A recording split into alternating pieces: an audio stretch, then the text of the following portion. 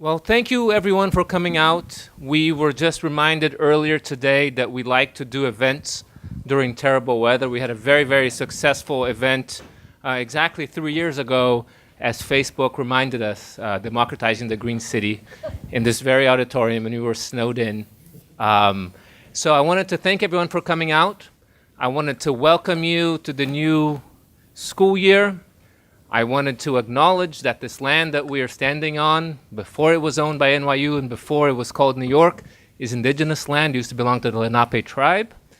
And let me also begin by acknowledging all the people who do all the important work that make events like this happen. So let's give them a hand first, please. Thank you.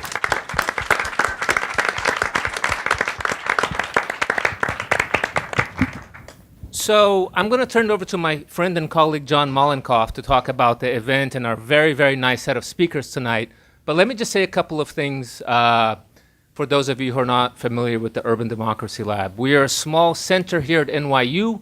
Our focus is practice-based research, urbanism. We have an abiding interest in social justice issues in cities.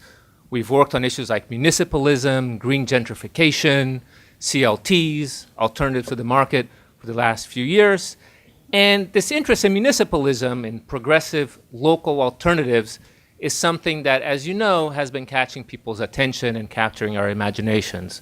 So when Metropolitics, this terrific online journal from a couple of continents, came to us about this partnership around this event, we were very, very excited to do it since we're very interested. So anyways, John?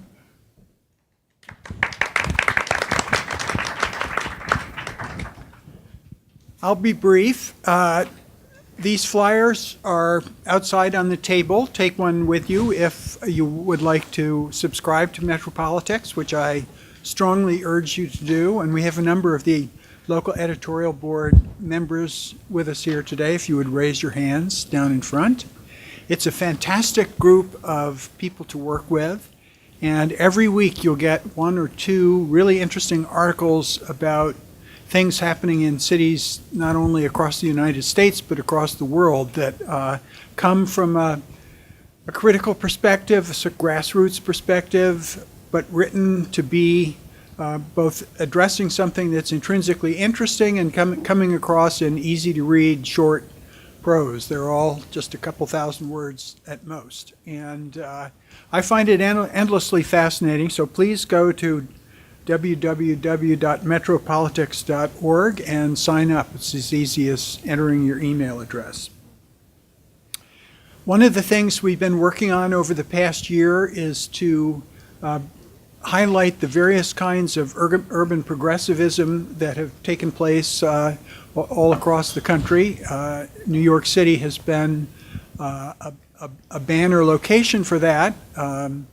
Not only in terms of the election of a progressive mayor, but a progressive majority in the city council. And now this has trickled up to Albany, and we have broken a logjam in state politics that used to hold cities back. So a lot of really exciting things are going on, and we decided it would be a great moment to assemble some of the people who have been in the trenches for years, laying the groundwork to make this progressive set of actions that are taking place at the city and state level possible. So with that, I'd like to turn it over to Richard, and he will, I guess, introduce the rest of the panel members and frame some of the thoughts for this evening. Thanks very much.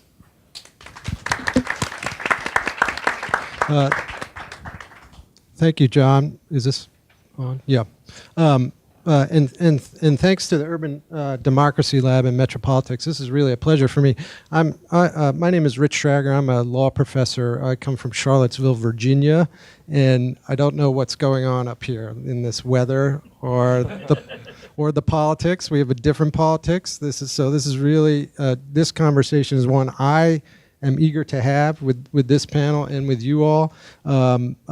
We often look at New York City as some strange thing up there doing its thing, but I think there are similarities in a small place like Charlottesville and across the country. I write a lot about state-local relations, in particular what on the law side we call the preemption explosion, which is state legislatures and governors overriding local laws. And we might be able to talk a little bit about that.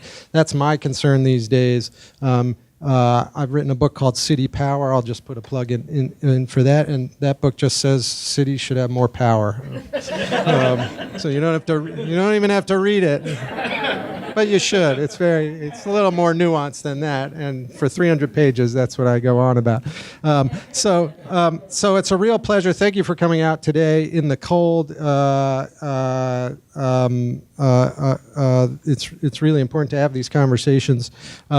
We have 3 of our 4 panelists. Hopefully the 4th might come. So we've left a chair like Elisha to arrive. If he comes, maybe we pour some water. So maybe wine would have worked better. Exactly. That might attract.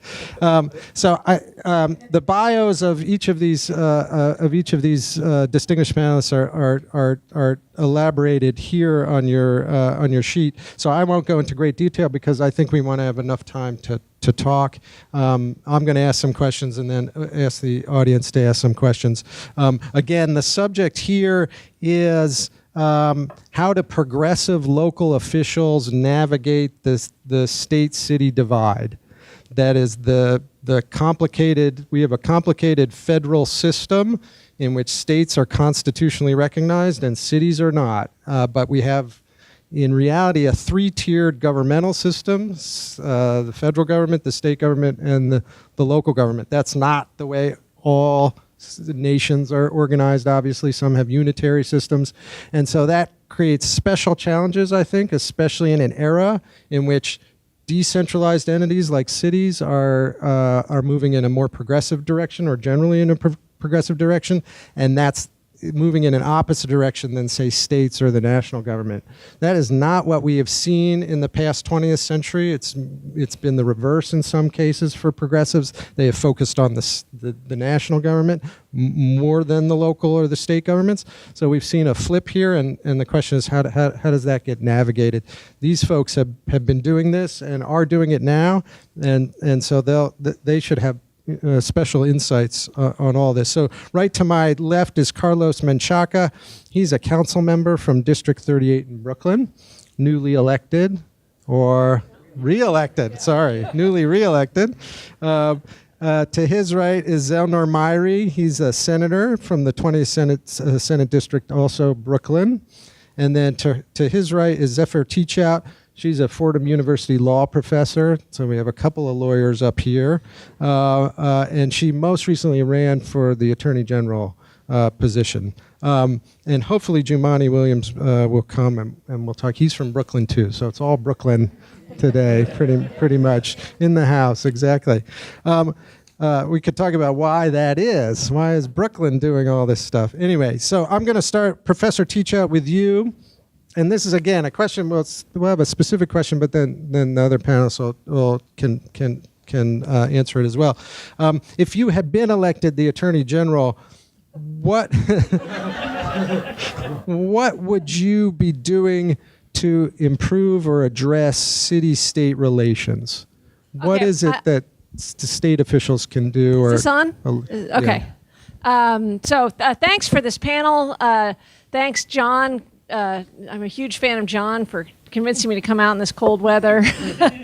And for those of you who don't know, these are 2 incredible progressive leaders. They're not just any electeds, and I am so proud to be here with, Carlos has been pushing the boundaries for a long time, and Senator Myrie, which makes me very happy to say, was one of the earliest and most surprising, incredible successes in getting rid of the IDC in a Democratic Senate. So, and is already leading beyond what people are, the old school folks are thinking in Albany.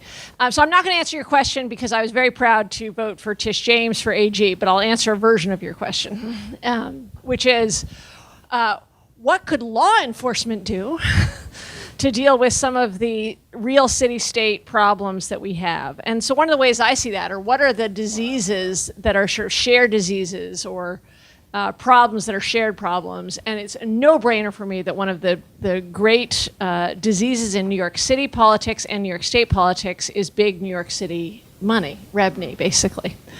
And it's a huge problem for people in the city, and you can see it all the time in terms of actual law breaking, kicking people out of their homes, doing so in a systematic way and assuming that people will not know their rights and come together and organize to resist that, leading to unaffordable rents, homelessness, abuse of tax policy, but it's also a major problem upstate and throughout the Hudson Valley because New York City real estate ends up being one of the major funders of upstate politics. So why is New York City funding upstate politics? Why do companies like Kushner Companies invest so heavily in Peekskill and and throughout Western New York? Because Western and Central New York, it's because they see the potential of putting in a pile of cash for senators who may not care one way or the other. Their constituents don't care about their vote on universal rent control. Their constituents don't care about their vote on vacancy decontrol. They don't care about their vote on 421A. So why don't we fund that senator, get a cheap vote, and be able to get policies that really hurt New Yorkers, but then it also ends up hurting those upstate constituencies because they aren't actually getting themselves represented.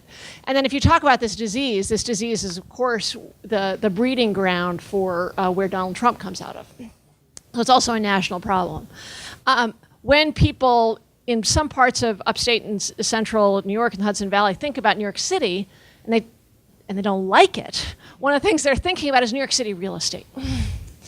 So even though New York City real estate does not represent New York City, but if it's seen as representing New York City, that's a shared enterprise that is engaged in fairly systematic illegal activity. So what as AG or as law enforcement we can do to improve that relationship, I think a key is taking on New York City. And since I'm not running for anything, I can talk about those middle fingers that are taking over New York City. You know those tall, skinny buildings that just say, excuse my language, F you?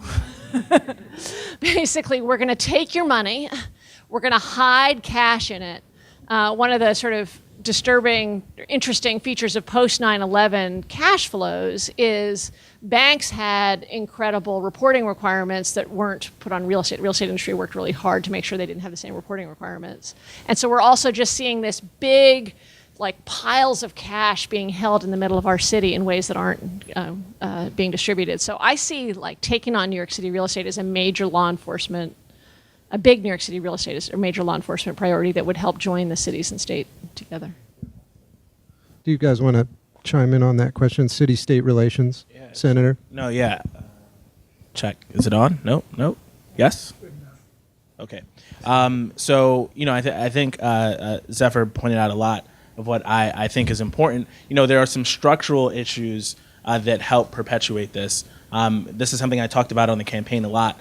Something like the Erdstat law, which puts the ability to control rent regulation laws in New York City, it gives that to the state. And it wasn't always this way. In fact, before 1974, it was controlled by the elected officials in the city who were closest to the problem. But here we have a situation where I feel very fortunate because I'm going to be fighting for more progressive rent regulations for my people, but I have to get 62 other members of the state Senate, right? A healthy amount of whom never stepped foot in New York City. I'm a rent stabilized tenant, have been my entire life. We're talking about folks who've never dealt with that issue and who will have a say on the people in Brownsville and Crown Heights and Prospect Lefferts Gardens about how their living conditions will be. And so there's some things I think that are pretty straightforward that we can do to kind of knock down that barrier.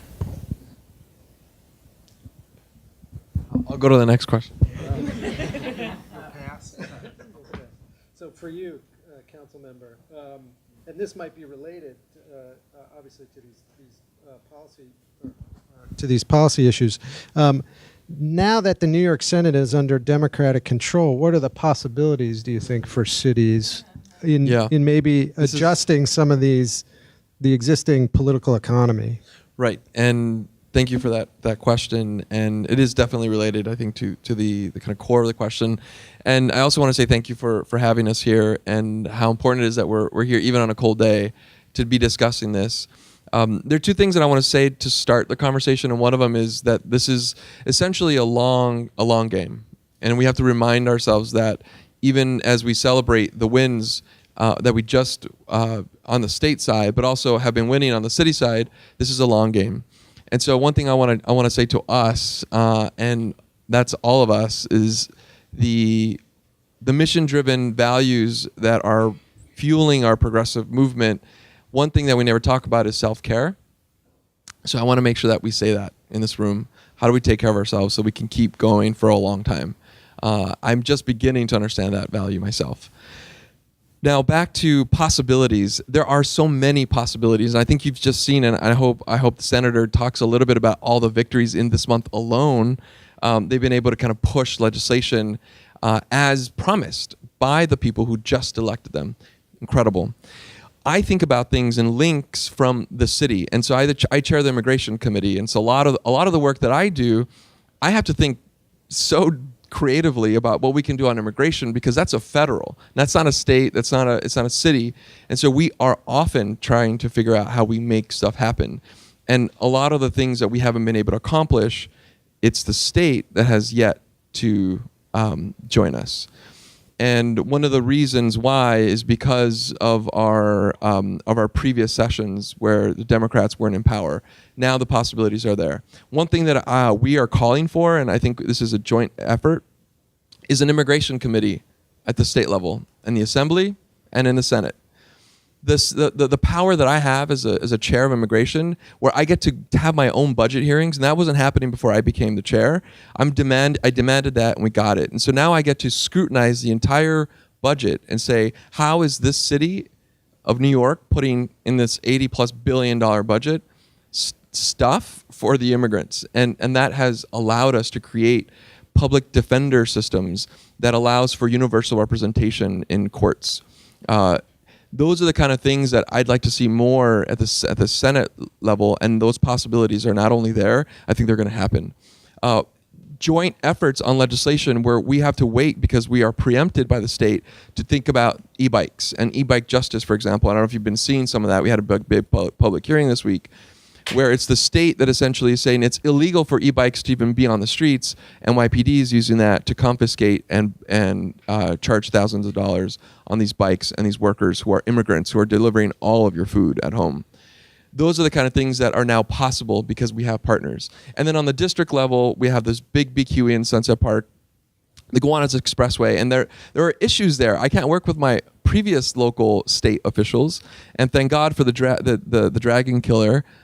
You slice some head, a very particular kind of head down there that is now going to work with me on the state level. We got some more dragons to kill, I got to tell you, or slay, but now we're on our way. And now the district becomes an opportunity for joint effort.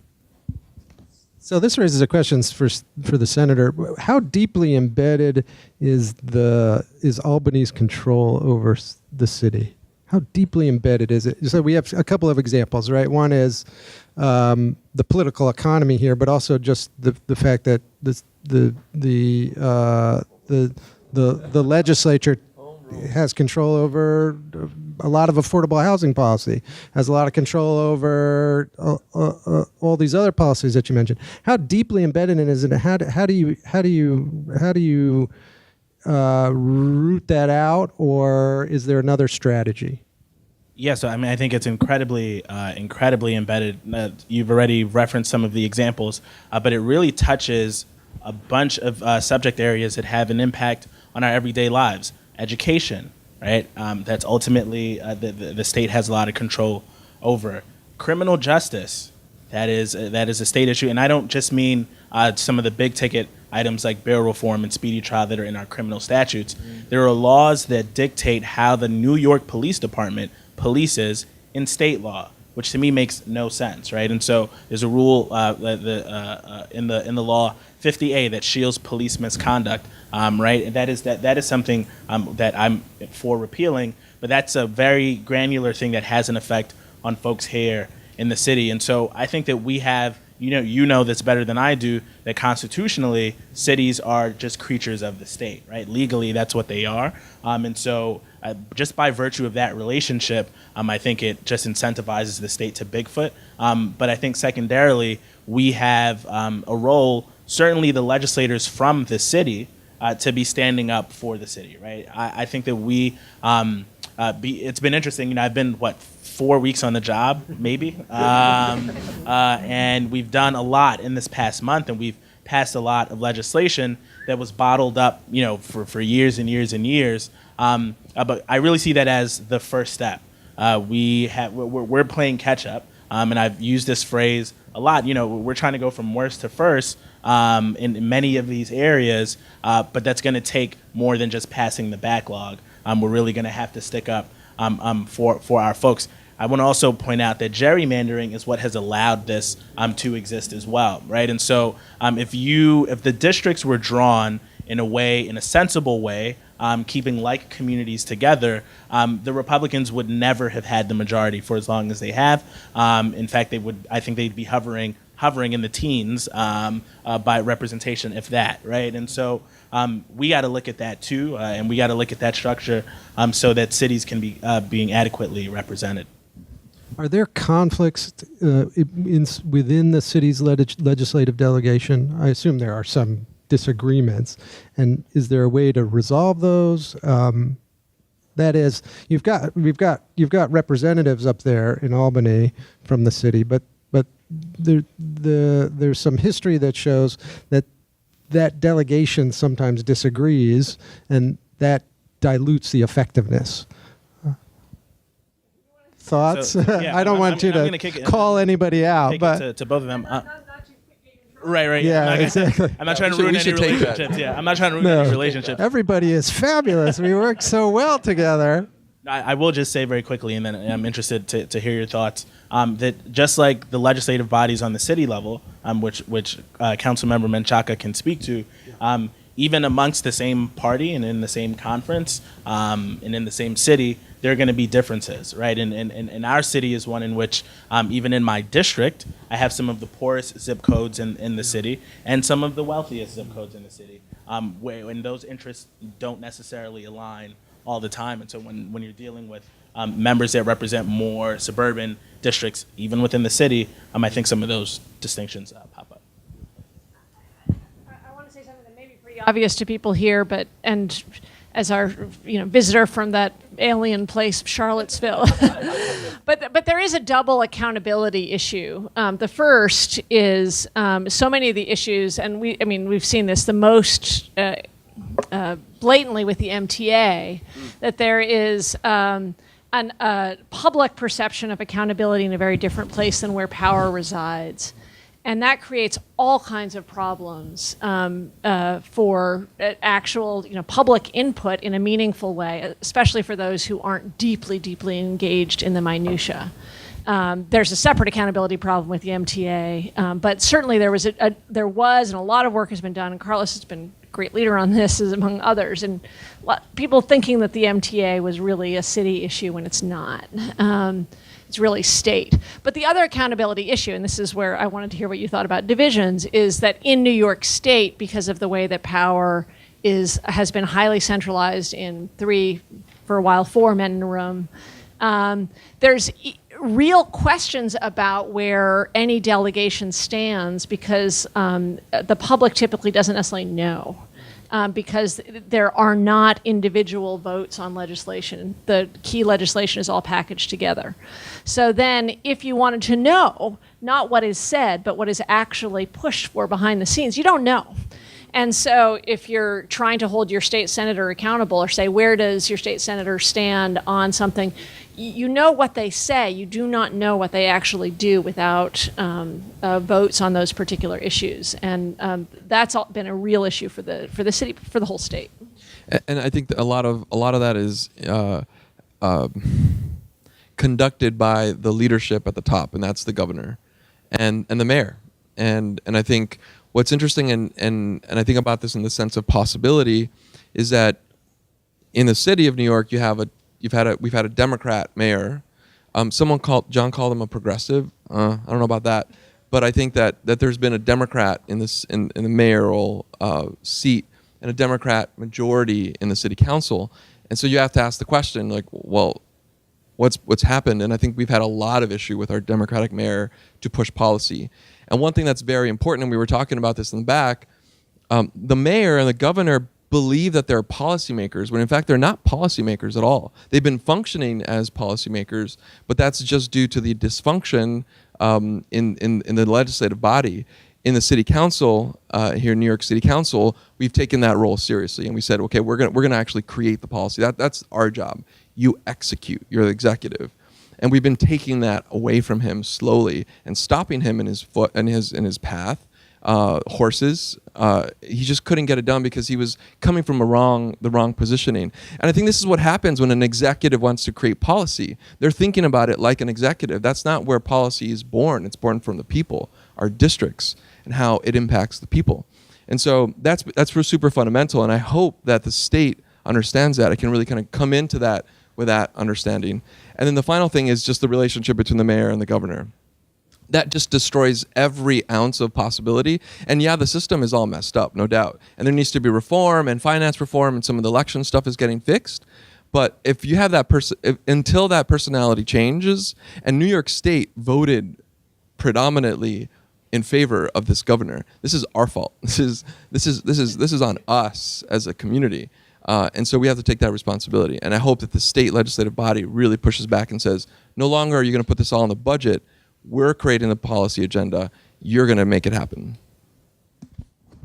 Yeah, I'm just rapidly writing notes because I want to circle back. I want to talk about the MTA. I want to talk about all these things. But the last thing you said, which I'd love to get your thoughts on, which is how does the city council get power? What is the mechanism by which? All right. And what's interesting about this is a kind of highly centralized, what you're describing as a highly centralized system in which the game is just the intergovernmental game between the city and the state is just two men, right? Which is insane, right? This is not how this should be. But that relationship can be good or bad for the city, and that's what we're seeing. So then the council comes in. How do you do that, and what role does grassroots activism have in that activity? And you raised, I want to circle back to grassroots activism too, and the ethic of care that you were talking about, and also. But how do you do it? How does it happen? Well, so this has been a long time coming in the city. Grassroots organizations building benches for candidates for a long time, and so I think that's one. People have been thinking about this for a while. Unions have been a big part of that kind of progressive backbone, as well as the WFP, the Working Families Party, and so there has been a long time coming growing of candidates, and that was in 2013 that was real. I didn't fall under that. I just kind of woke up one day after Sandy and saw the impacted nature or Mother Nature impacting my community, and I said I got to step in, and so I'm a little bit of a fluke, and I took out an incumbent in 2013, but I joined this wave, and so I think that's real. Unions saying we can't let a Bloomberg style person come in no matter who is going to win, and it's that coalition effort that made it happen. But now we're governing. So now we come from activist hearts and we're trying to govern. And I think that took a little bit of leadership from Melissa Mark Viborito, our previous speaker, who basically thought of herself as not just like an activist, but an actual administrator. She has like an administrative mind. And she really crafted an opportunity to say, well, here are all the possibilities. And she actually never went against the mayor. The mayor said no. She said, okay, then let's figure out what is common ground. And that's what allowed for the most busy session of city council in the history of the city council to happen. Now, some of us, like me, I'm upset at some of the things that we decided to leave on the table, but that made us productive. And that's something that I think the state's going to have to figure out. What do we do? And are we going to fight the governor? and how do we turn our activist hearts into governing minds, and that those are different because we're now in power. So we convene these tables of discussion. We're no longer throwing bombs from outside and saying, hey, look at us. We're now in power. Senator, will you address that just in terms of the legislature and the executive at the state level? As the councilman said, we were talking about this in the back.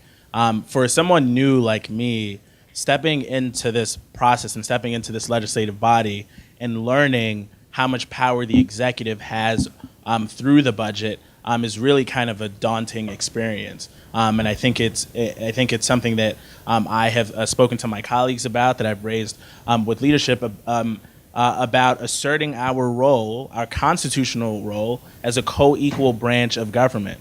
Right? I think it is incredibly important that the legislative bodies assert their independence and assert their ability to create policy. That doesn't mean that we are antagonistic for the sake of being antagonistic. That doesn't mean that we don't find common ground when there is common ground. But I think we take our role as legislators very seriously.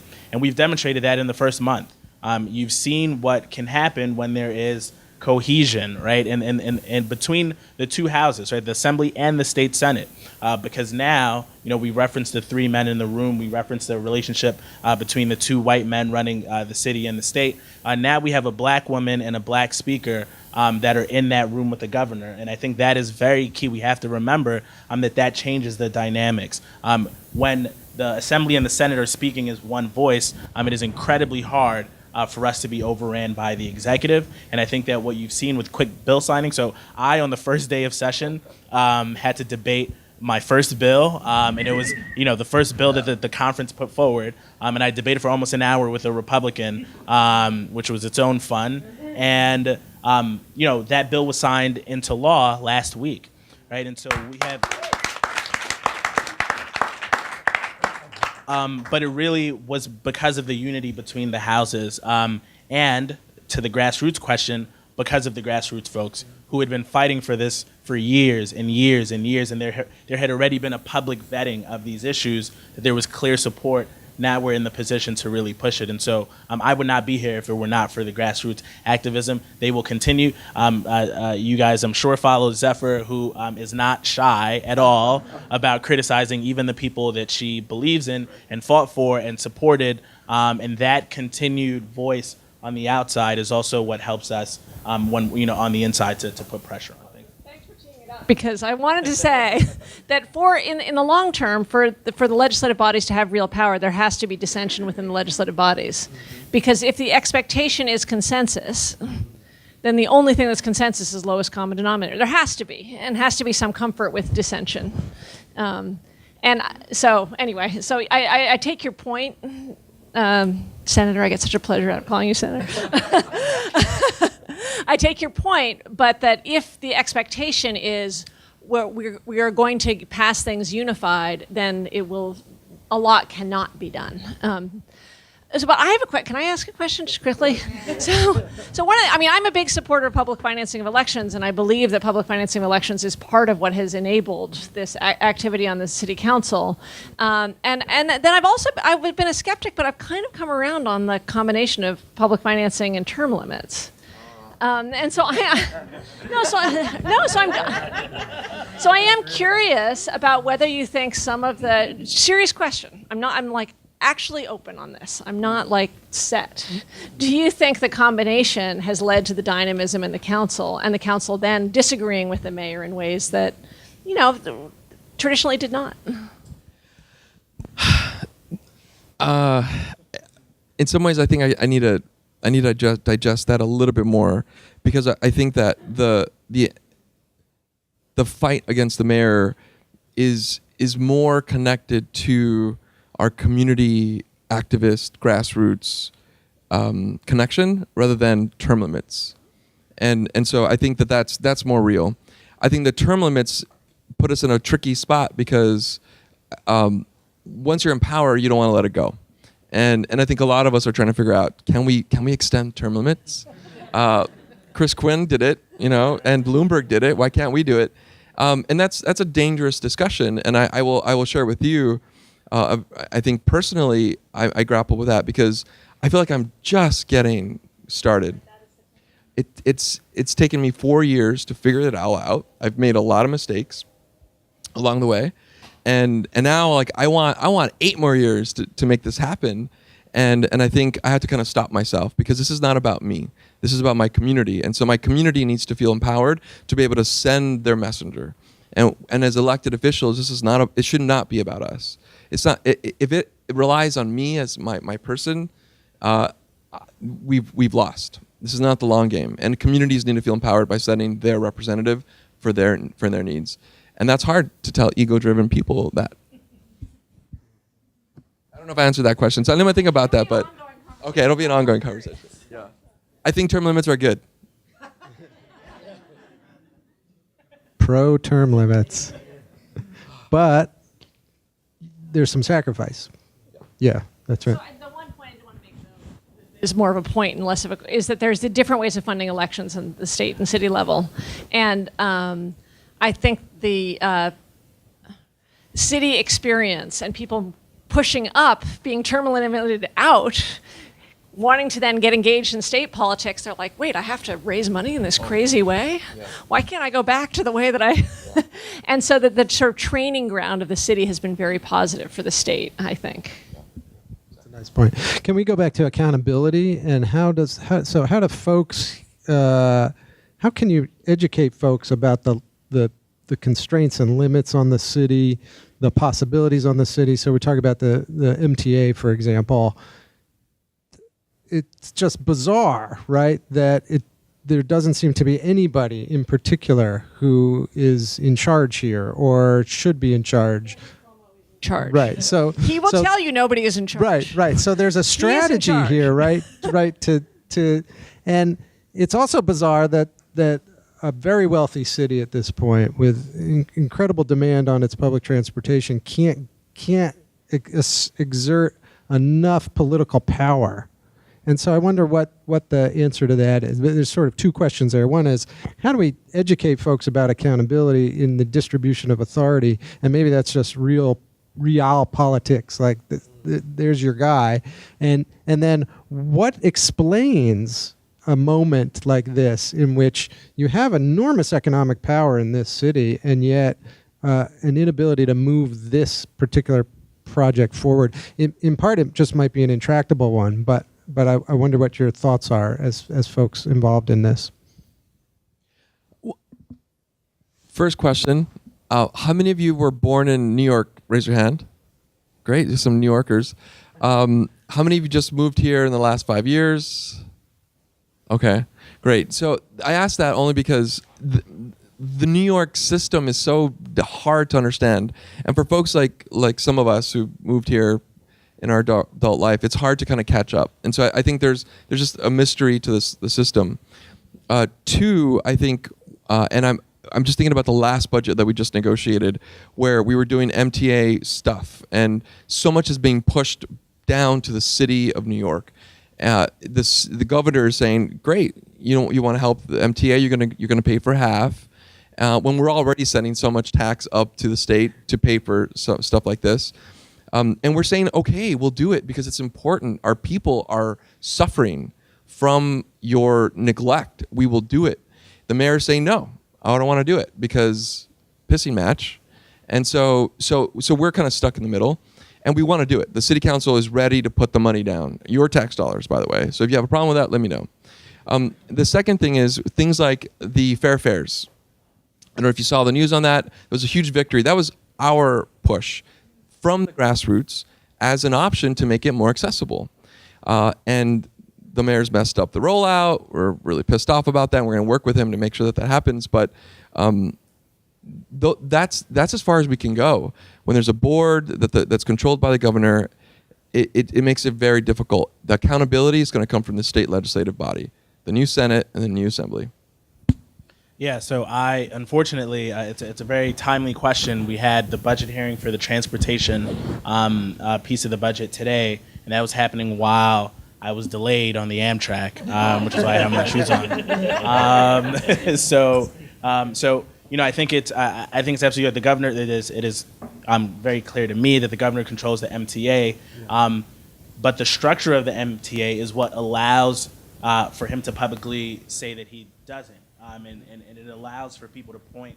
I think that part of in his budget presentation, he highlighted this and the history of the structure of the MTA. So I think that we have to look at how do we structurally change this so that the accountability is very clear and that no one can say that this is not my responsibility. But what I think it's also worth noting just how vast the capital funding requirement is for the MTA. It is, in the tens of billions. And what? When I ran for governor 5 years ago, we were 10 billion short to get to 1990s levels. Right. And just upkeep. Right. And so when you talk about an intractable problem, right? This says nothing about the debt that has to be serviced and all of that other stuff. This is a very serious issue that if we don't come up with radical solutions, what we're going to end up happening is seeing what we have in NYCHA right now, right? Yeah. And it really is. We really have to be serious about this because we don't. We have. You can pick the story of people suffering. I have a number of NYCHA developments in my district. It is an embarrassment because I can't go to them and say, well, here's how I'm going to help fix it because this is a problem that has been built up for the last 4 decades. And we're starting to see the MTA crack in that way. And I think we have. I have faith that a number of my colleagues who just won are on the transportation committee. The chair is Tim Kennedy, happens to be someone who's not in the city, but someone who I think is going to be good. The public authorities chair, Senator Leroy Comrie, was also served on the city council, is very, very in tune with these needs. And so I have faith that they're going to hold the administration to fire. I think one of the bigger issues you're dealing with, you guys know, I think one of the biggest issues, Andrew, but we'll put that aside.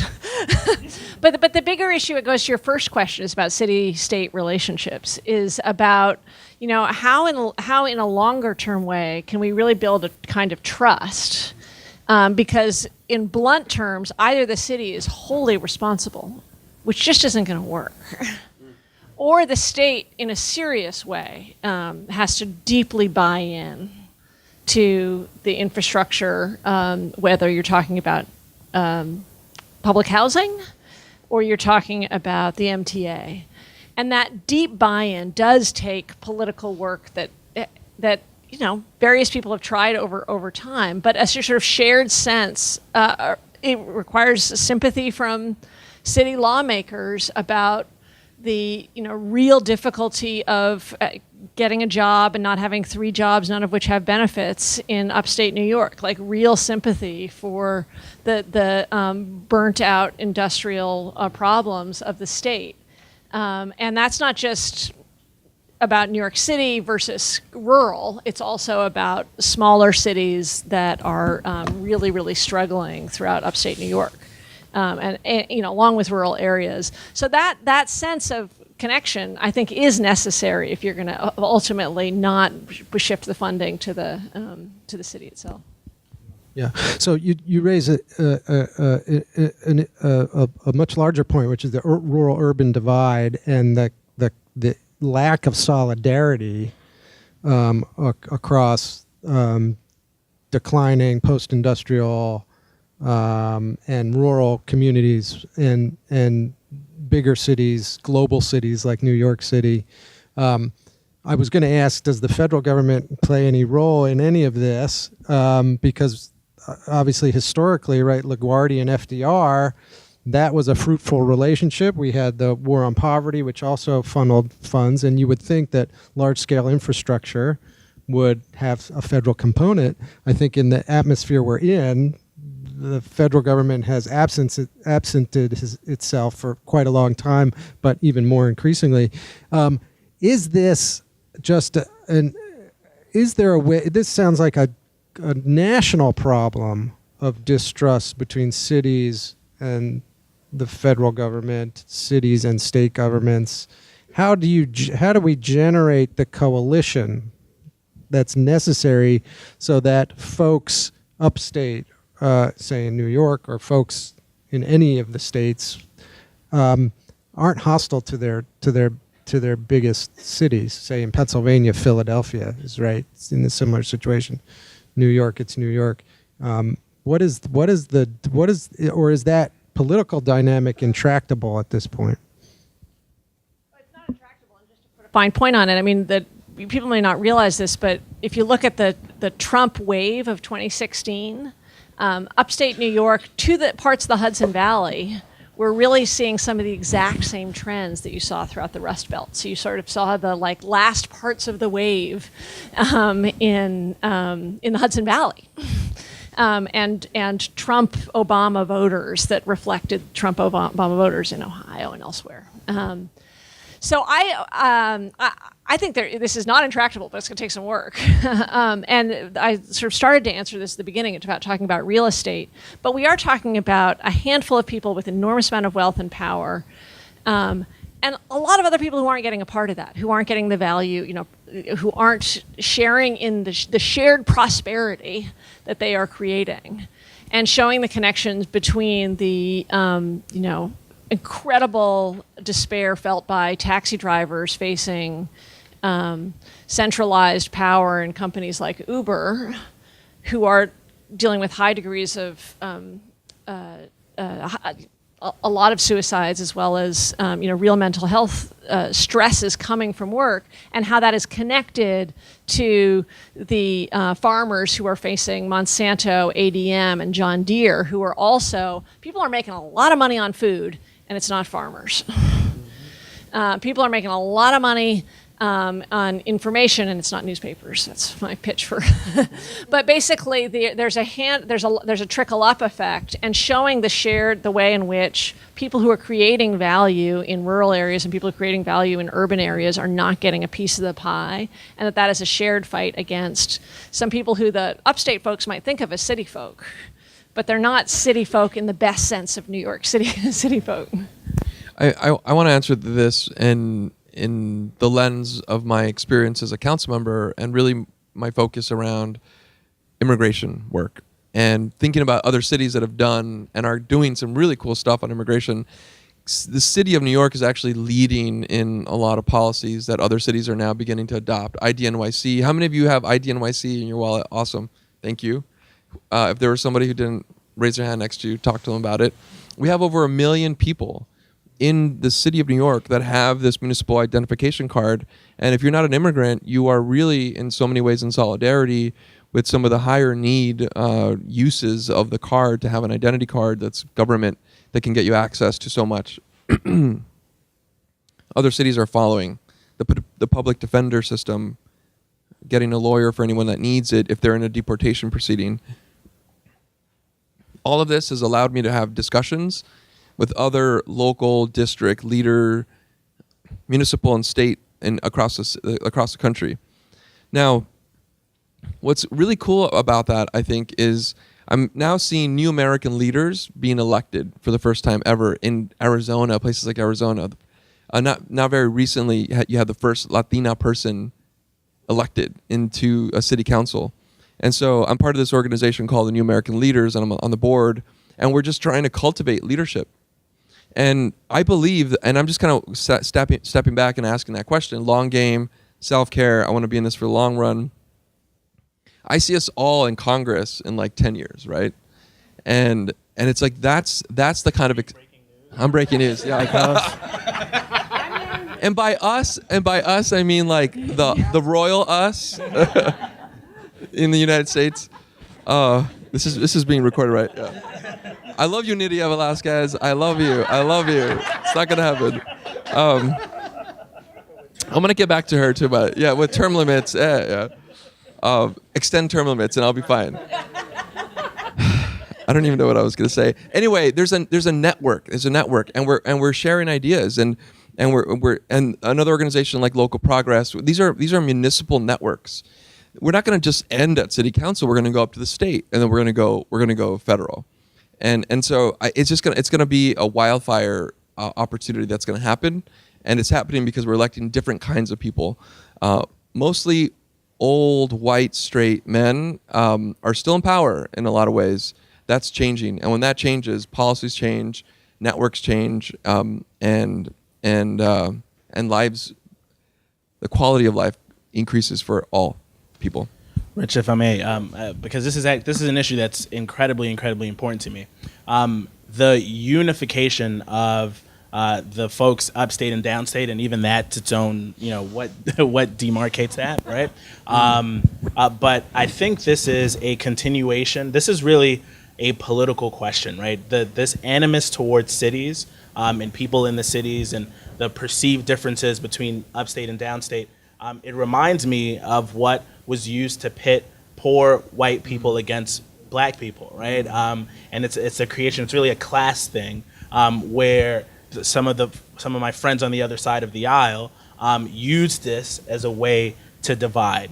What we really see in the context of housing, and this is going to be a theme because this is my thing, in the context of housing, we have in New York City, our rent regulation laws are bad, but we have some protections, right? The rest of the state is really bad. So you go to cities like Rochester and Buffalo, where they can be evicted without cause. They do not have rent stabilization, right? And so we have something. They don't have a right to counsel like we have in New York City. And so part of what, at least for the folks who are really advocating for housing reform, part of the strategy is to make this a one-state issue, right? This isn't just something that's happening in New York City, but we have tenants in Rochester. In fact, the senator that is introducing the bill to extend these protections is the senator that is in Albany, like that's in his district, right? Because we want to ensure that folks understand that there is shared pain here, and so we need a shared solution. And so I think it's really critical that we speak as one voice, the entire state does. Can you both say, all three of you, say something more about cross-city networks? Like, how does that? Do we have them? What is the solidarity among cities? Obviously, all the cities in the state are dealing with similar issues. All the cities across the country are dealing with this: sanctuary cities, housing. What are the mechanisms by which those networks, there are some official ones like the National Municipal League or some of those things, they were more powerful at the progressive era and in the New Deal era, but they seem to have lost, they don't have quite the strength. Is there some returning strength to cross-city networks, and are they new ones, not the old, the old versions like the Conference of Mayors or whatever? Are there new ones that are doing this work? Well, Councilmember mentioned Local Progress, which is doing incredible work, nationally connecting local leaders. When I think about it as sort of issue specific, like the Sanctuary City movement, or in New York, Alliance for Quality Education is sort of a central hub in all cities, but it's sort of organization based. Well, and I think that it's weak. It's weak. It's issue based.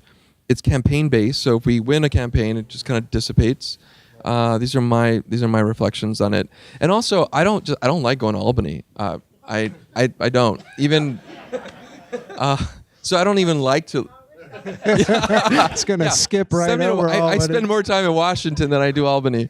I'm not announcing anything, but it's true. I think that there's a real disconnect. There's a disempowerment when you leave the city, and so I think this, and the city is so wrapped up in its own work.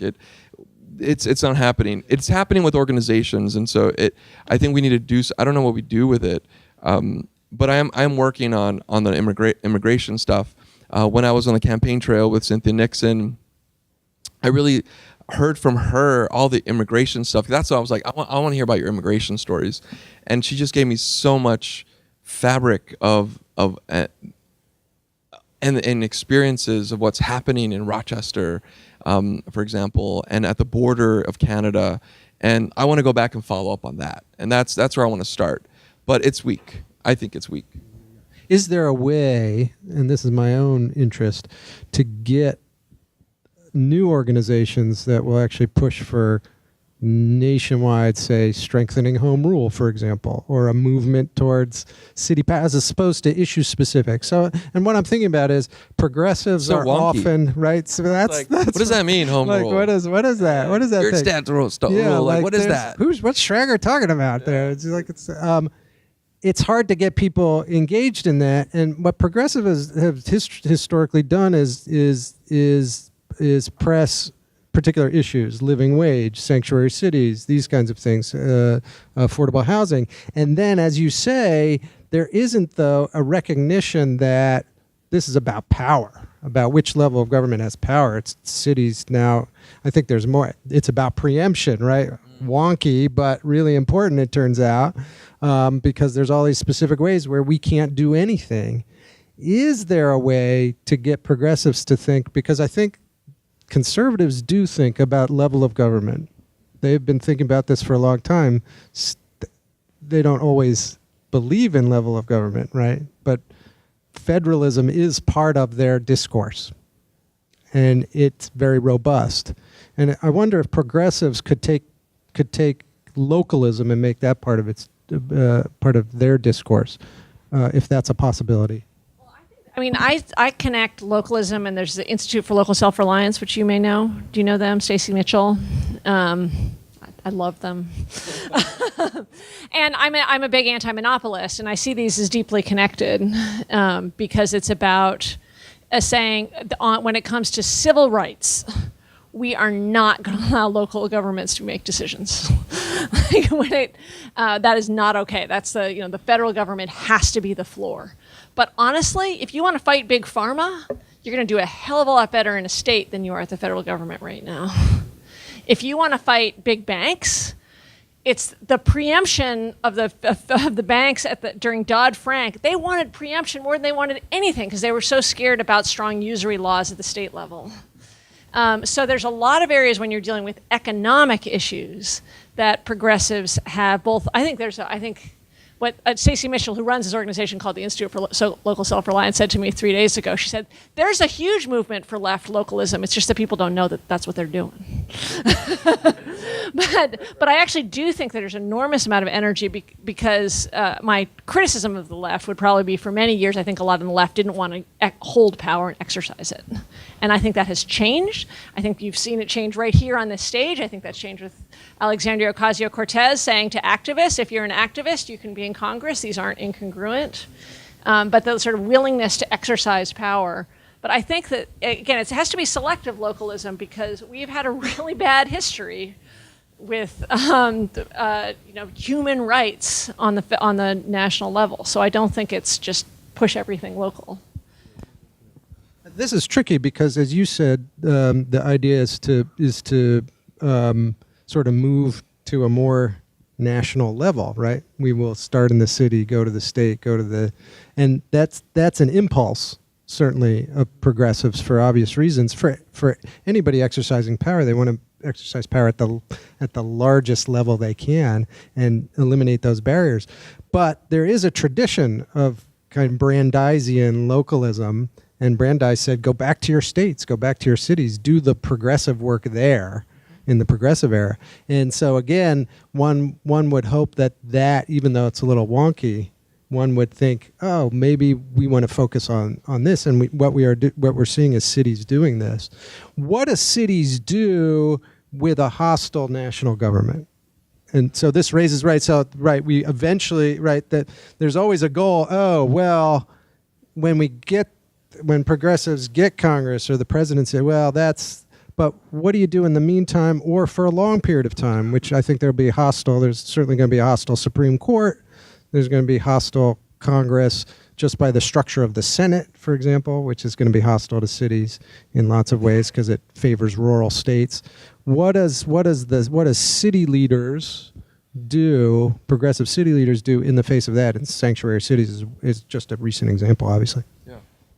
Well, I'll start by saying that I think we are on a daily basis trying to figure out how, because it's happening at a daily basis, how to protect the rights of our protected constitutional rights of our people, and so it's basic, but we have a lot of power. And I think that's what how I speak to our constituents in our district when they come in. They're afraid. They see something on the news. They got overinflated, and there's a lot of fear. And I just have to remind them, you have a lot of rights. I know you're not documented, but you have a lot of rights. Let's start at the beginning. And a lot of what we're trying to do is just educate our people. And we're not going to be able to save everybody. And that is the hardest thing for me to understand, because we lose cases sometimes and people get deported. The breadwinner gets deported. Leaving American-born children alone in the city. And now we have to think about ACS and how the Ministry of Children Services are thinking about immigrant children, or children born to immigrants, and getting them into the system and getting them what they need. And so a lot of this is just weathering the storm. A lot of this is reminding ourselves of the power that we have and rights, and then bringing lawyers. And so right now I'm thinking about building up and this is back to your network piece, cities and states with California, a universal representation model. That's not it's not an end for us to fund it. I want the mayor to fund it. He's resisting, and we're going to fight that battle in the budget. But if the state does it, if the state can do it and the city can do it, then we have a case with California to make it a federal requirement that all immigrants get access to legal representation, period. And then they can become part of the other fabrics of right to counsel in housing and criminal court. And I feel like that's a few steps ahead. They're just going to have to meet us at the state, get ready. And California's already meeting us there too. So this is a strategy. That's still one campaign, and at the same time we're still fighting the wall and the shutdown. This is hard. This is hard.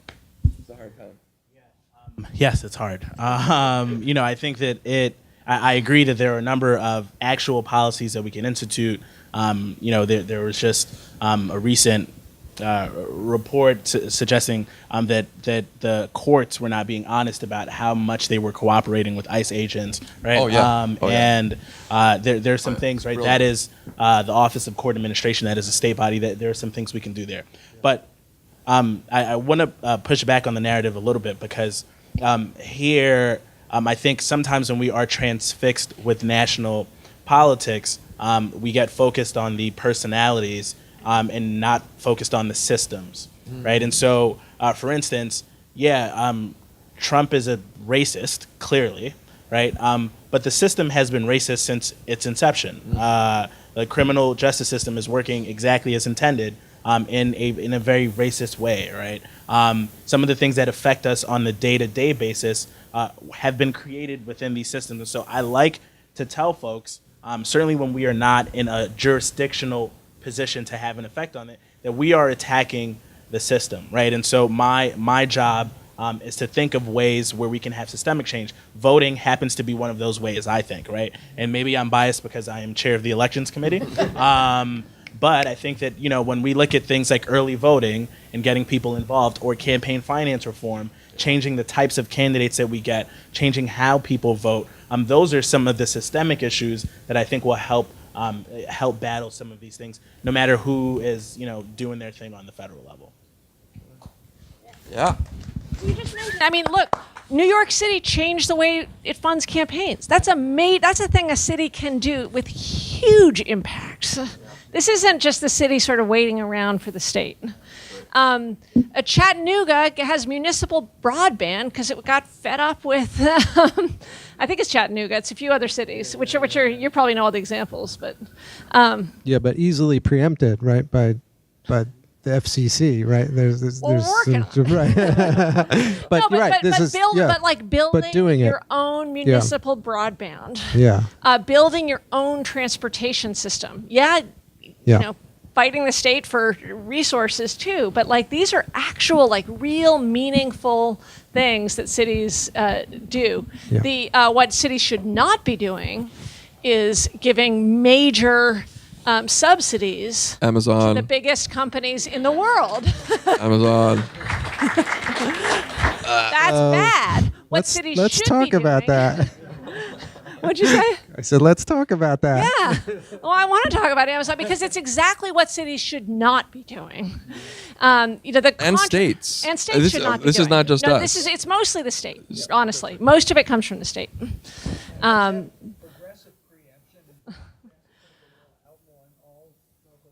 But I mean, Richard and I were talking about this. I think cities can, mostly industrial policy, like who makes the shoes, what the structure of industry looks like. Most of that's going to come at a federal level. But states can block mergers. States could have blocked many of them. The public service commissions can block mergers when you're dealing with something within their jurisdiction. There's enormous amount of industrial policy that can be done at the state level, and then a little at the city level in terms of like where your contracts are going, zoning. I mean, there's real industrial policy that's also made at the city level. So, and then when it comes to green cities, which is of course one of the more exciting areas, cities can absolutely change, make policy at the city level, even with a reluctant state. So, Yeah. I mean, I also resist the sort of moving everything to the top. I think that like the dream is not a president that we all wake up happy with. Like that is not actually a dream because that's way too much centralized power. Right. And some of us weren't happy with Obama, deporter in chief. I mean, there were a lot of issues there that the cult of centrist individual personality Democrats cannot. Like the best case scenario, there's an active city council. Yeah. So I want to open this up to questions from the audience. So otherwise, I'll just keep asking questions, and boy, that's too much. So do we have a mic for? Yep. So put up your hands, and the mic will come to you magically. Thank you. I don't know if this is working, but first, thank you. Just to pick up on what you were talking about, like around networks of cities across the country, like in an era when capital is transnational, what does it look like for cities to combine like radical municipalism with progressive internationalism?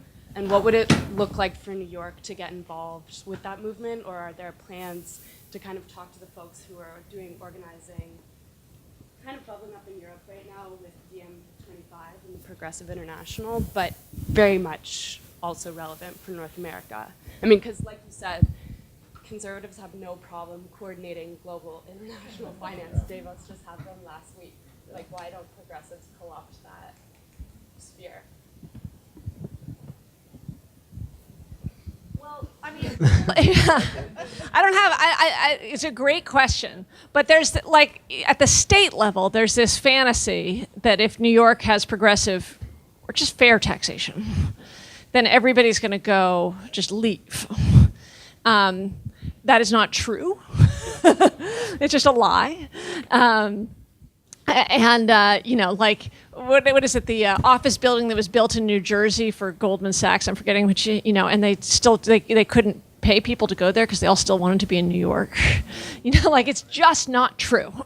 And second, that's okay. Like we should have the society we want and not be beggars. If you're in a begging situation, you leave that begging situation, no matter what. So a lot of that's at the state level. But let's talk about like pied-à-terre taxes. Let's talk about what also the city as city can push for at the state level. So I think there's enormous room for that. And I think it's a really exciting, so are you gonna organize? Yeah. But in terms of what's already out there, I'd ask Richard, like what are the existing, when I think about it, I think about local progress or. Yeah, no, it's hard to see. Obviously there are obviously cross-national municipal movements. You're mentioning some of them. It's difficult, right? Because the model of the competitive city has been the dominant model for so long, which is, we compete for Amazon domestically, but we're also competing for all these other things internationally. And so it's very hard to generate solidarity at the point in which the assumption is that capital is mobile and that it will flee. And that's a mindset that one has to change significantly. And it's changing, I think, a little bit. but it's hard to change that mindset. And so there seem to be limits to the solidarity one can create, the cross national politics.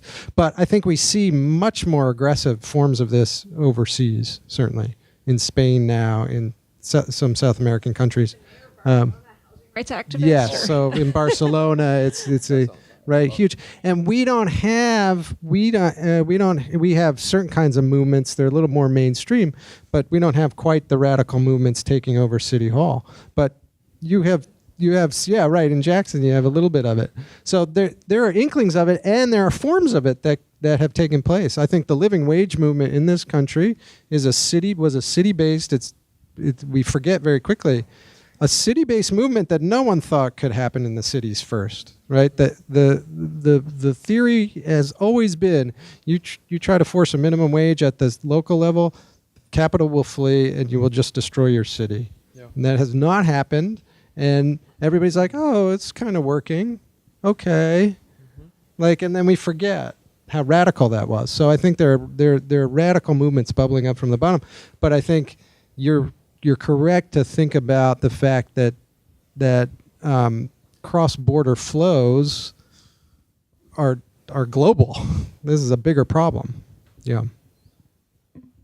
The only thing I want to say, and we should get to the next question really quick, is a lot of more education to our municipal brothers and sisters that are doing work.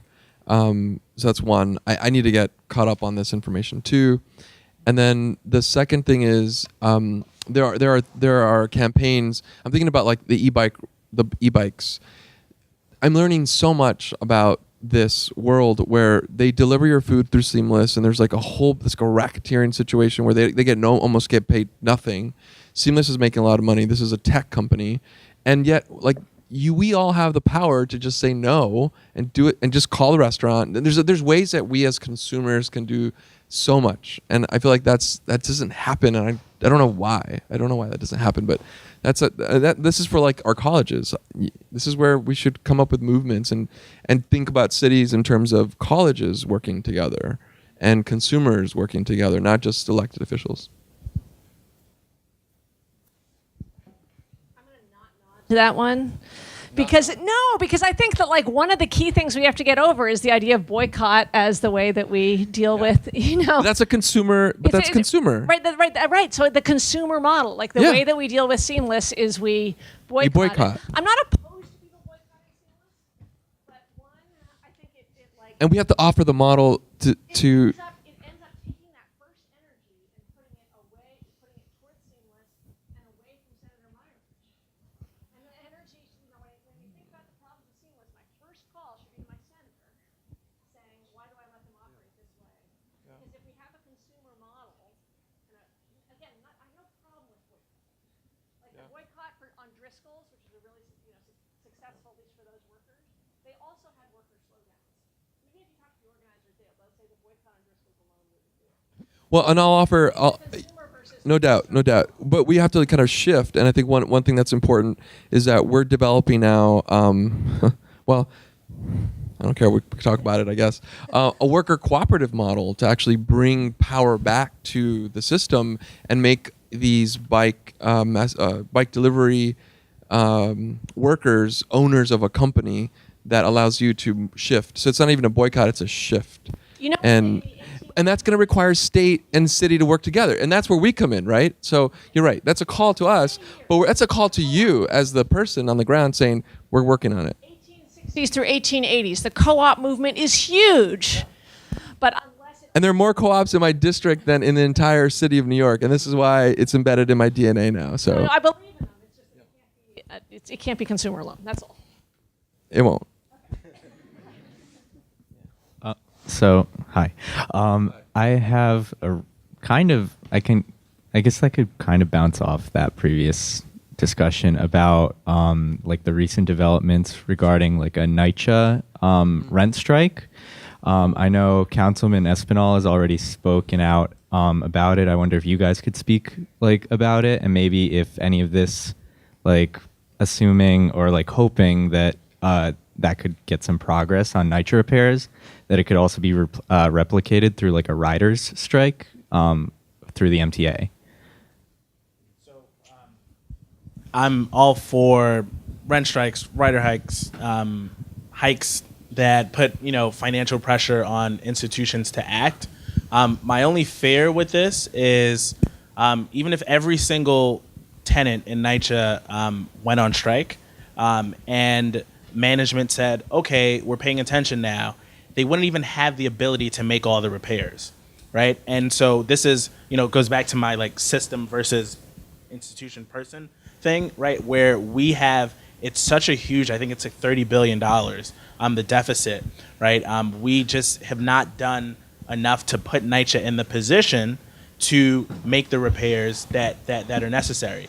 That said, part of my, and I'm going to bring it back to elections for a second, but my pitch for automatic voter registration wanted to include housing authorities as an agency in which that information would then register you to vote. Because I think that giving folks the political clout, and that, a rent strike is a political action, but giving them political clout as a voting block, I think puts pressure on folks like myself to say, you better come up with an issue or we're going to find someone to do it. Right. And so having, I don't think that's the big solution, but I think, basing it in the power of the tenants, I think that's something that I'm always going to be in support of.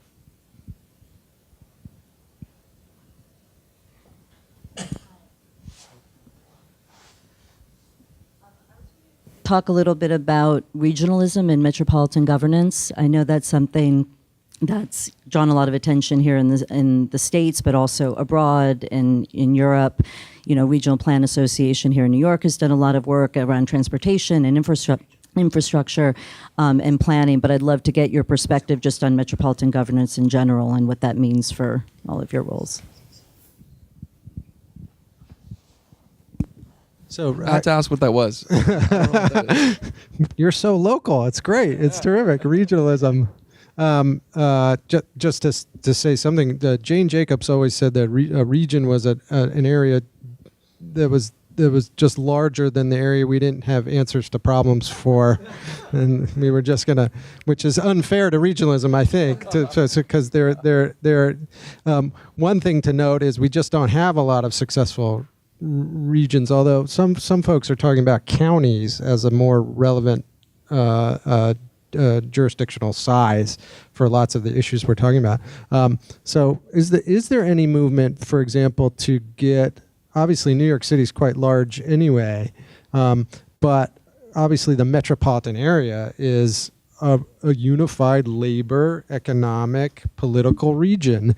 And the question is whether there's some movement towards bodies that can integrate that region better. And also just to add, I think it's also been looked at in terms of the urban-rural divide too, and another way of addressing that, and also cross-city and across-state partnership. I can't answer your question, and I'm not up to speed. But so when you think about food systems, I think when you want to tie the city and Hudson Valley and upstate New York and central New York, food systems are really important. That to make it real, though, and to make it more than the 0.5% of our food system, which is, totally organic, local bought, and 5% of farmers, to make it real, it actually takes policy change at the state level to make, to support localism in food consumption in a serious way, at schools, in our institutions, in fast food restaurants, not just at our really nice. Our schools. Yeah, schools. that. Yeah. And there's a bill there. Who's been, somebody awesome was carrying that bill for a long time on local food in schools. Anyway, but I worry when I hear regionalism. I'll tell you the worry that I have is that layers of unaccountability or layers of accountability create layers of unaccountability. So I'm just so focused on accountability. And that's part of a lot of what the work that Senator Myrie is doing in terms of voting and election reform, and that's about accountability. But if you theorize a region and then add a layer, an economic development board for that layer, for instance, our IDAs in New York, not a model of not a transparency, accountability, sort of success. So that is the concern. And so I'm a big support of localism in terms of those systems that can be local. And a lot of systems can be local. Not everywhere can build jet engine. A lot of places can build their own food.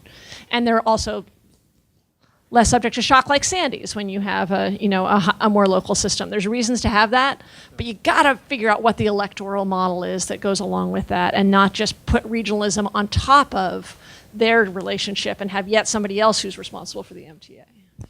I don't know. I need to learn more about regionalism, and I think I have a good sense. And I grew up in El Paso, Texas, a border town, and El Paso, Juarez, and Las Cruces, and I dreamt as a kid to create a train that would take you to Juarez and then New Mexico, and I remember drawing pictures of that. And that's like international borders. And anyway, commuter tax. We should bring back the commuter tax and have Long Island pay for their way, and that'll help solve some of those things. So I don't know. I got to think about it more, but those are I think that's what. And that's not accountability. That's just you got to pay your fair share. Well, oftentimes regionalism is sort of a synonym for revenue sharing in a sense, which is because you draw the boundaries bigger, you pick up tax revenue from those places. Now, what we've had is a flip because cities are now richer and the suburbs are poorer. We have a flip, and the politics have changed quite a bit.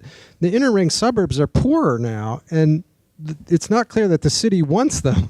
Whereas the city was begging for them 20, 30 years ago, right? Because they had the tax revenue, and the tax revenue was fleeing outside the boundaries.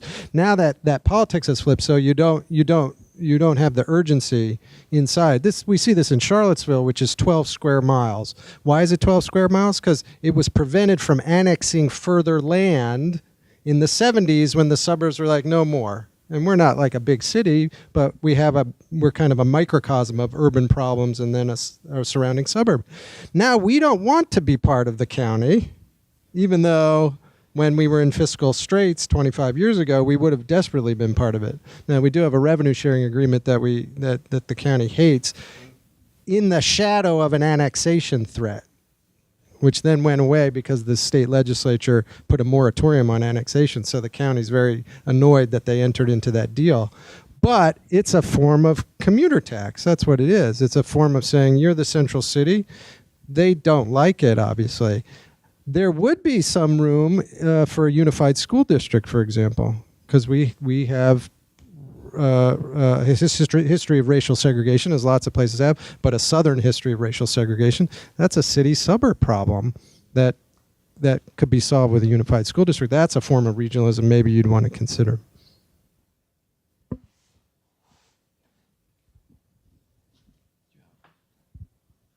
Hi, thank you all. Hopefully I'll say this right, but there's some exciting legislation in California around density and around increasing access to transit and infrastructure and kind of upzoning around transit stops. And it's being brought by very progressive legislatures who kind of want to take and say there are local areas where people have really restricted any development. It's really just single family, and access to these cities is not accessible. And so it's not as big of or current of an issue in New York, but I'd kind of love to hear your thoughts on density and who should be legislating density and land use, because I find that density, and this is an urban lab, so density makes for really odd bedfellows on both sides of the argument. You have a lot of localism that really fights density, even though in cities it's really the key to making sure there's access and a livable quality of life for people across income spectrums, making sure you have. Anyways, I would love to hear your thoughts on where that authority should sit, where you think which lever should be used for land use. Is it always local? Is there a place for the state to step in, et cetera? They're all looking at me, and I'm looking at them. Okay, so if you're studying land use and zoning, you know that the city council has the ultimate power in deciding and negotiating with the mayor and the private sector, and that's where it sits right now in probably every way. And I think there's a lot of reform that needs to happen. And in fact, follow the charter revision. There's a lot of great stuff. My team and Reynoso and Kalos and Lander, we're all kind of thinking about how we redesign the charter of the city of New York to give more powers to communities. And that's more of a localism, you're calling it localism. But I think this is about neighborhoods and the vitality of neighborhoods. The reason why Amazon is here, the reason why what is that company that was, or you mentioned that company, Zephyr, in New Jersey that doesn't want to go to New Jersey is because of our neighborhoods, and like we're just not even understanding how intact we need to keep them. And so when a community says, no, I don't want high rises, I live in Red Hook, and we don't want high rises there, we don't want an extension of a train, and we want to think about using the water and the ferries. That's what Red Hook wanted, and we got it. Local communities need to keep driving development, and local communities are smart too, and especially those that haven't gentrified, that have been there for a generation or two. They understand their neighborhood, and they can actually grow. If you give them the tools and power to design their growth, they'll do it. We just don't do that, and so right now we're just being pushed. East New York, this is Espinal actually. I think he got some stuff from it, but he was never driving the train. It was the mayor that was driving the train, and the Economic Development Corporation, and all these interests, these development interests. That destabilizes power in the community. It moves people out, and now you have a new group of folks, and you have a racist component or a racial component to it, a socioeconomic component, and you've lost the game. So I think it needs to stay in the local communities. I think it needs to be a district thing. I think we need to fuel more tools for neighborhoods to be smart about it and let them design it. I don't know if I answered that, but Yeah, and I agree. I think it should be more neighborhood driven. I would only say that the role of the states in development, the incentives that we give for development, I think are ludicrous, absurd, and every other adjective that you can think of, right? And so when we talk about density and we talk about how we're going to do this, the how is so important because the developers will respond to what they're incentivized to do. And I think that the tax credits that we give are just wholly out of whack with what the community gets and what the community benefit is. And so I think that when you have the development discussion, we should always be talking about what incentives we're giving for development as well. Did community benefit agreements play any role in this? Has that been a successful thing in New York City? Unsuccessful? What's your view on CBAs? So CBAs, that was one of my first internship project at the Brooklyn Borough President's Office in 2004 as a Coro Fellow. I don't know if you guys know Coro. Yeah, anyway, Coro. They're in. If I had to say yes or no, I think no, they're not. They haven't been effective. They're not legally binding. It's a trust relationship with the corporation that has no interest in yours, not in you, the community. And this is why we need to change the way that the charter allows for communities to understand the even profits. So I'll say this. Follow me in the work that we're doing in Sunset Park around Industry City. This is almost 6 million square feet of property that wants to balloon to 7 million square feet of property.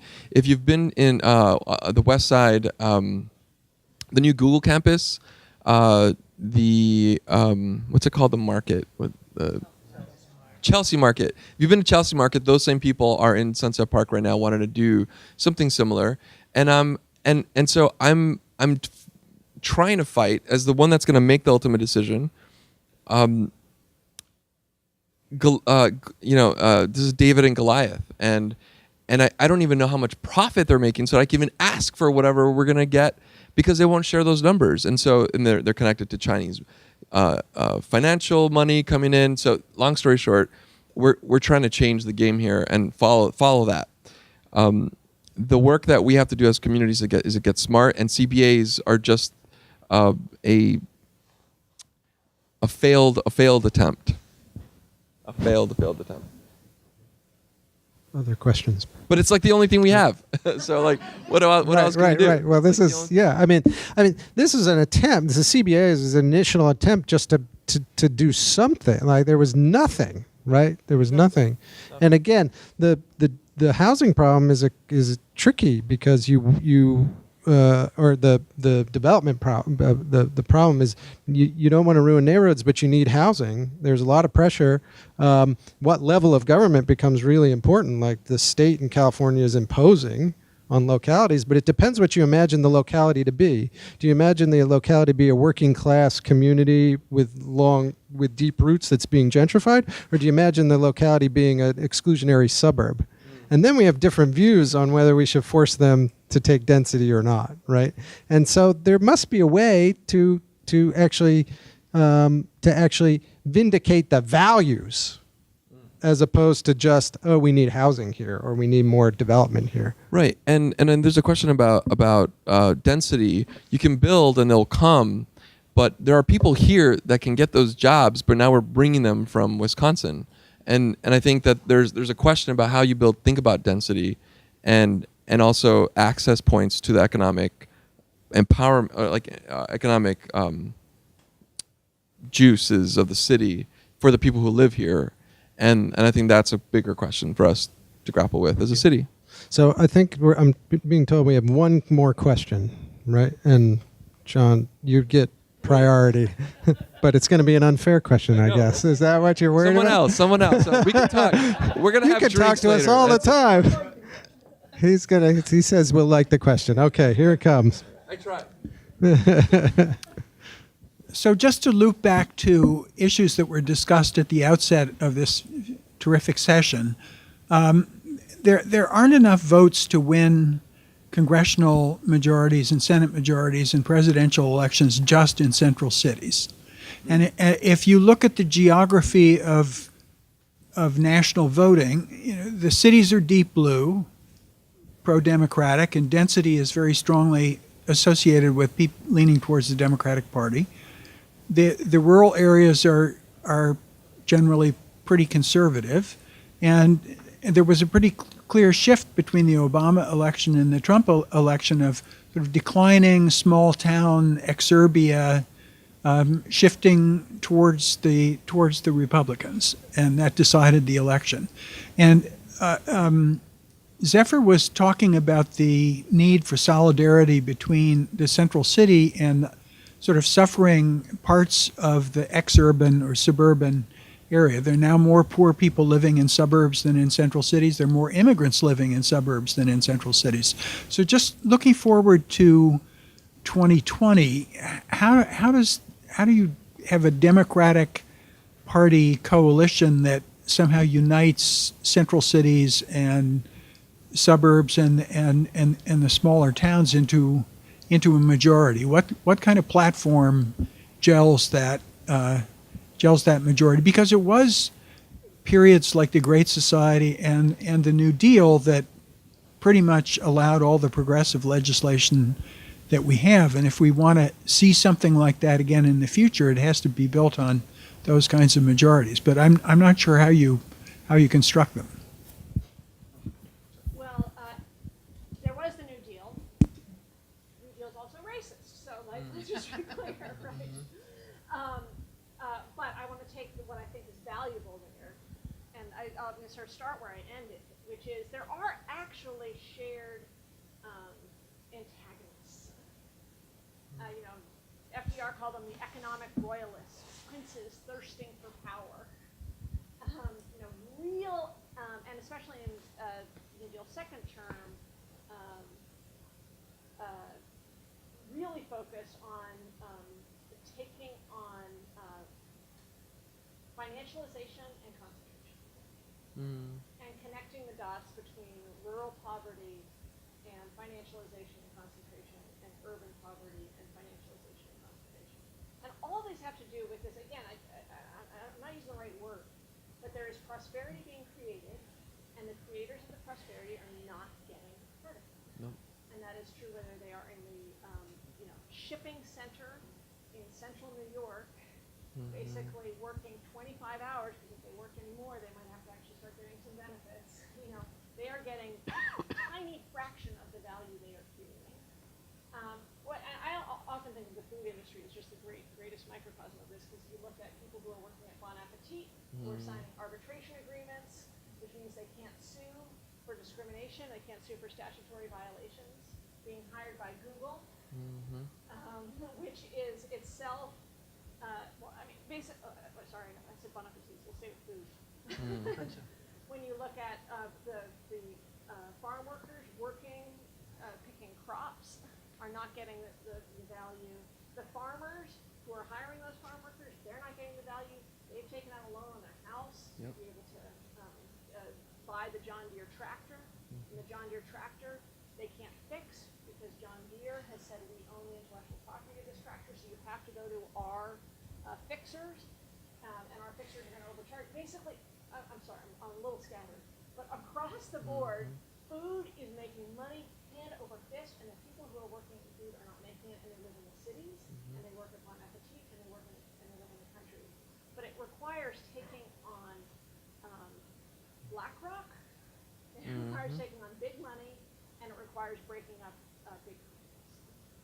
So I do think, like, antitrust, anti-monopoly policy, it's not that it's everything.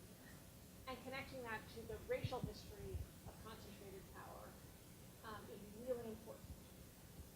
Give me one more second, I'll turn it over to the people who are actually going to be the president.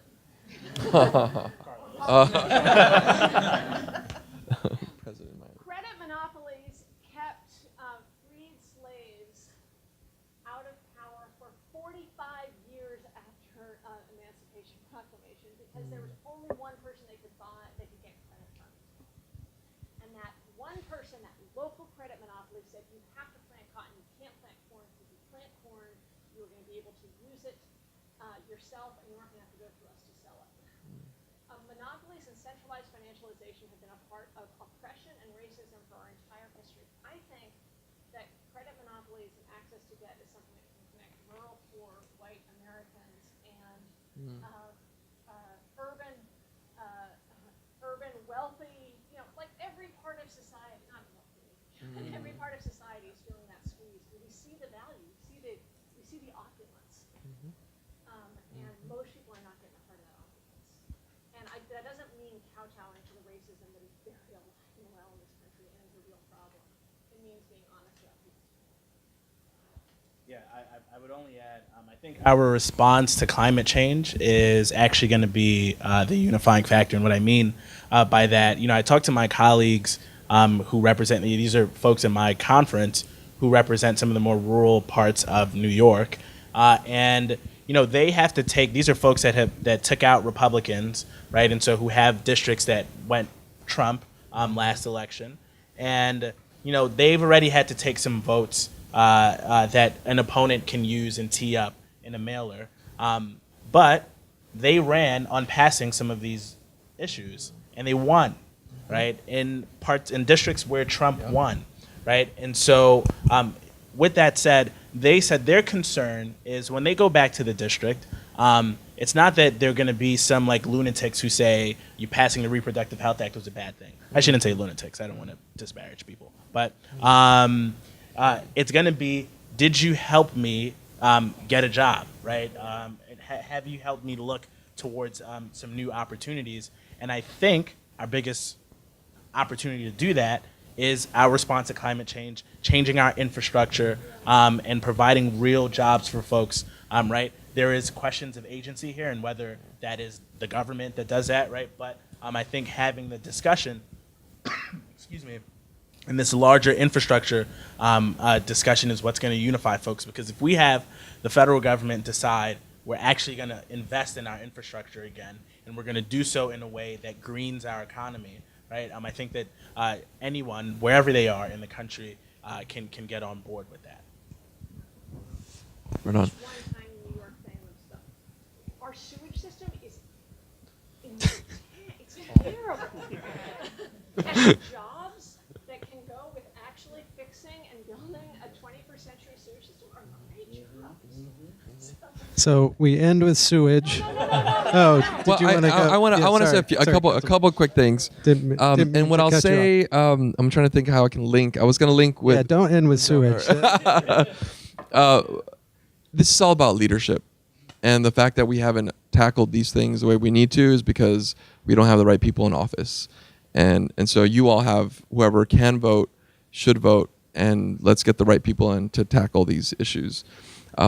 What I'll say on John's question about the links, I only know my experience, and my experience has been predominantly thinking about people who live in neighborhoods and thinking about zoning and kind of the local, hyper-local thing, but also immigrants. And again, hearing through the governor's race, Cynthia talking a lot about the backbone of so many of the resurgent parts of neighborhoods in other upstate cities have been because of immigrants. These are refugees that now have some kind of status that allows them to start companies and restaurants, and they're building the next chapter of these upstate cities.